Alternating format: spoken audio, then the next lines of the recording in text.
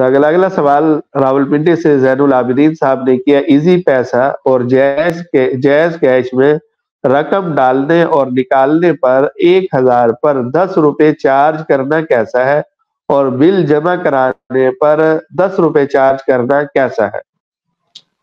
دیکھیں، جو ایزی پیسہ اکاؤنٹ کھولا جاتا ہے یا اس طرح کے دوسرے جو جائز کیش وغیرہ اکاؤنٹ کھولے جاتے ہیں تو اس کی دو صورتیں ہوتی ہیں۔ ایک اکاؤنٹ ہوتا ہے ریٹیلر،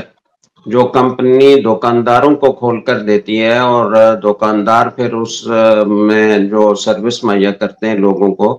تو وہ کمپنی کے نمائندے ہوتے ہیں اور کمپنی اس پر ان کو کمیشن دیتی ہے، لہٰذا ان کو دوسرے کسٹمر سے کمیشن حاصل کرنا جائز نہیں ہے، کمپنی کی طرف سے اس کی اجازت بھی نہیں ہوتی۔ لیکن اگر کسی نے اپنا ذاتی سادہ اکاؤنٹ کھولا ہوا ہے، وہ ریٹیلر اکاؤنٹ نہیں ہے،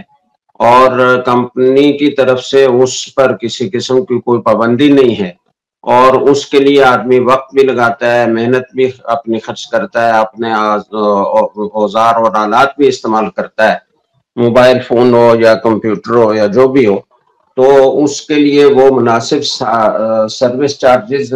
لے سکتا ہے کسٹمر سے۔